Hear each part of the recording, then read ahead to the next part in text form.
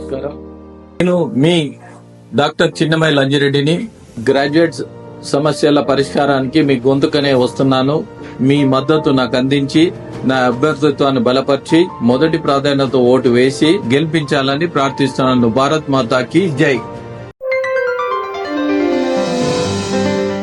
రైతు బంధు కానీ రైతు రుణమాఫీ కానీ మీ దగ్గర అంటే మీ హయాంలో రుణమాఫీ దఫాలుగా చేశారు, అది కూడా పూర్తి స్థాయిలో జరగలేదనేది చాలామంది మాట్లాడతారు. ఇప్పుడు వీళ్ళు దాదాపుగా 21,000 కోట్ల రూపాయలు రుణమాఫీ చేసినప్పటికీ కూడా మీరు కేవలం అంటే మీరు మీ కేటీఆర్ గారు కావచ్చు, మీ సహచర మంత్రులందరూ ఎవరైతే మంత్రివర్గంలో ఉన్నట్టు అప్పుడు ఉన్నటువంటి వాళ్ళందరూ కూడా, ఇప్పుడు హరీష్ రావు గారు వీళ్ళందరూ కూడా కావాలనే ప్రజల్లో మీరు వీళ్ళ మీద బురద జల్లే కార్యక్రమం చేస్తూ ఉన్నారు, ప్రజలను డైవర్ట్ చేస్తున్నారు అనేది మీరు కావాలని చేస్తుందే తప్ప ఇక్కడ ఇందులో ప్రజల నుంచి పెద్దగా వ్యతిరేకత లేదని మాట్లాడుతూ ఉన్నారు.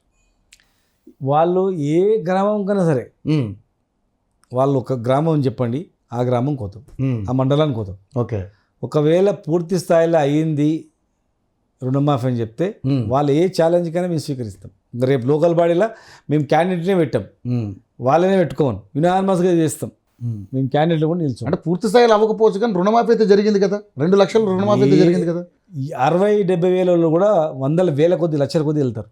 ఓకే, మీ నియోజకవర్గంలో వెళ్తారు మొత్తం. ఎక్కడ దేశంలో రాష్ట్రంలో ఎక్కడైనా 7 కన్నా పోండి, ఉట్టికి ఇట్లా పలానా ఊరని ఇట్లా పోండి అడగండి, 20, 30, 40% కూడా రుణమాఫీ కాలేదు. చాలా ఉన్నాయి. వాళ్ళ ఫిగరే 47,000 కోట్లు అన్నారు.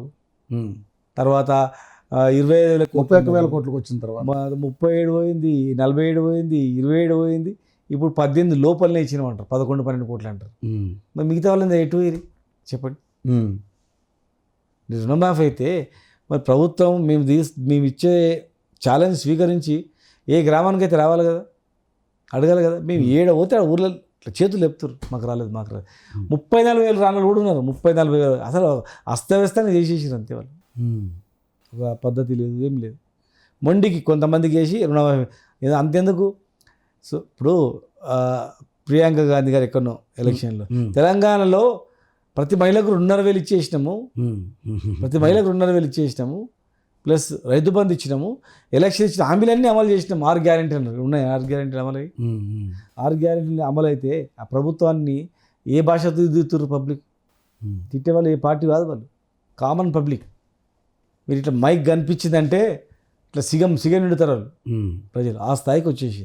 కానీ ఇప్పుడు వాళ్ళు ఇవ్వలేకపోతున్నారంటే అది కేవలం మీరు చేసిన నిర్వాహకమే అని చెప్పేసి మాట్లాడతారు. ఎందుకంటే తెలంగాణని సర్ప్లస్ బడ్జెట్లో ఉన్నటువంటి తెలంగాణని ఈరోజు అప్పులమయం చేసింది బీఆర్ఎస్ఏ అనేది వాళ్ళ వాదన. ఇప్పుడు 130,000 కోట్లు 40,000 కోట్లు 14 నెలలు అప్పు తెచ్చేవాళ్ళు. మేము 10 సంవత్సరాల్లో వాళ్ళే అంటారు 3-4 లక్షల కోట్లు అని. మీరు సంవత్సరం తిరగకముందే మీరు 1,00,000 కోట్లు దాటిపోయింది కదా. ప్రభుత్వం అప్పు అనేది ఖచ్చితంగా తెస్తుంది, ఏ ప్రభుత్వం అయినా. కానీ మీరు చేసిన అప్పులకే మిత్రులు గట్లా చేస్తున్నామని మాట్లాడుతున్నారు. ఈ దేశంలో భారతదేశానికి ఎంత అప్పు చేసిండ్రు చూడండి. అవును, బీజేపీ పార్టీ అధికారంలోకి వచ్చిన తర్వాత దేశానికి ఎంత అప్పు చేసి చూడండి. మాది పోల్చుకోండి. అడ్డగోలుగా అప్పు ఇయ్యరు, పరిధి లోపలనే ఉంటారు. ఇంకా కెపాసిటీ ఉన్న తీసుకోలే. అదే అమెరికా కూడా అత్యధిక అప్పు ఉంది. అప్పుడంతా మేము అప్పు అనుకోలేదు, పెట్టుబడిలాగా భావించాం దీన్ని ఒక ఇన్వెస్ట్మెంట్ అనుకుని తెచ్చి ఖర్చు పెట్టినాం. అడ్డగోలుకి ఇట్లా వేయలే పైసలు. వాళ్ళకి ఇన్ఫ్రాస్ట్రక్చర్, హాస్పిటల్ కట్టినాం, మెడికల్ కాలేజీలు కట్టినాం, స్కూళ్ళు కట్టినాం, బీసీ గురుకులాలు కట్టినాం, రైతులకు కరెంట్ ఇచ్చినాం, ఇండస్ట్రీస్ డెవలప్ చేసినాం, ఇన్ఫ్రాస్ట్రక్చర్ డెవలప్ చేసినాం, రోడ్స్ కనెక్టివిటీ గ్రామాల నుంచి మండలాల వరకు, జిల్లా హెడ్ క్వార్టర్ వరకు, స్టేట్ మన క్యాపిటల్ సిటీకి హైదరాబాద్ అట్లా లింకేజ్ చేసినాం, కనెక్టివిటీ చేసినాం, రేడియల్ ఇంటర్నల్ రూట్స్ కంప్లీట్ చేసినాం, వాటర్ సప్లై క్రియేట్ చేసినాం. కానీ రైతు బంధు పేరుతోటి మాత్రం గుట్టలకి, చిలకలకి, చేలకి, రాళ్ళకి, రప్పలకి ఇచ్చి దుర్వినియోగం చేసింది ఈ ప్రభుత్వం అని చెప్పేసి మాట్లాడడం. రవికుమార్ గారు అది ఒక 1% కూడా ఉండదు. మీరు చూడండి, రైతులు 2 ఎకరాలు 3 ఎకరాల రైతులు ఎక్కువ ఉంటారు. 80% 2-3 ఎకరాల సన్నకారు రైతులు ఎక్కువ ఉంటారు. అక్కడో ఇక్కడో అడపా ఏదైనా మిస్టేక్ చిన్న జరగవచ్చు, దాన్ని పెట్టుకొని చూపించి మొత్తానికి పెట్టేస్తారా? గోరుకు దెబ్బ తగిలితే కాలు కొట్టేస్తావా?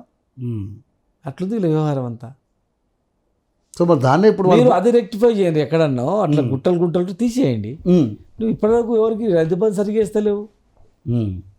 ఈ రోజు వరకు కూడా అర్ధ ఎకరా మనం గొడవ చేస్తే ఎకరా ఎకరా మళ్ళీ గొడవ చేస్తే 2 ఎకరాలు నడుస్తుంది ఇప్పుడు. మేము ఒక టైం ఇచ్చిండు కేసీఆర్ అంటే టకా టకా టకా టకా పడిపోతుండే. మీరు టకీ టకీ టకీ పడుతుందని రాత్రి మరి పొద్దుగా కదా చెప్పండి. మొన్న 4 4 పథకాలు రిలీజ్ చేశారు. అవును. ఇంకా ఈ ప్రభుత్వం అనేది మోసపూరితమైన ప్రభుత్వం. మొదటి నుంచి కూడా ప్రజలు నిజంగా కాంగ్రెస్ పార్టీ మంచిగా పరిపాలించింటే 2 స్టేట్లు అయ్యేటి కూడా కావు కదా. వెనుకబడతనమే. ఆ రోజు భారతదేశం మొత్తంలో కరువు జిల్లాలు ప్రకటిస్తే తెలంగాణ మొత్తం కరువే ప్రకటించింది. అంటే అంత ఆ స్థాయికి వెళ్ళిపోయింది. అంటే తెలంగాణ ఒక్క జిల్లా కూడా డెవలప్ అయిన పరిస్థితి లేదు. అంత అధ్వానమైనటువంటి పరిస్థితి అధికారులు వచ్చింది. కనుక వాళ్ళు మళ్ళీ ఏదో చేస్తారు అనుకున్నారు. అప్పుడు ఏపీ కాంగ్రెస్ కదా, తెలంగాణ కాంగ్రెస్ గవర్నమెంట్ చేస్తుంది అనుకున్నారు. కానీ అలా పరిస్థితి లేదు. ఏది పేదోళ్ళని భూములు లాక్కోవడం, లేదంటే ఇండ్లు కూలగొట్టుకోవడం, హైదరాబాద్ భూతద్దంది పూర హైదరాబాద్ తీసుకొచ్చి పెట్టి మొత్తం ఇట్లా చాలా వరకు కూడా ఏమవుతుందంటే వాళ్ళకు అడ్వైజ్ అనేది కరెక్ట్గా లేదు. ప్రభుత్వం ఎట్లా నడపాలనేటువంటి పరిస్థితి.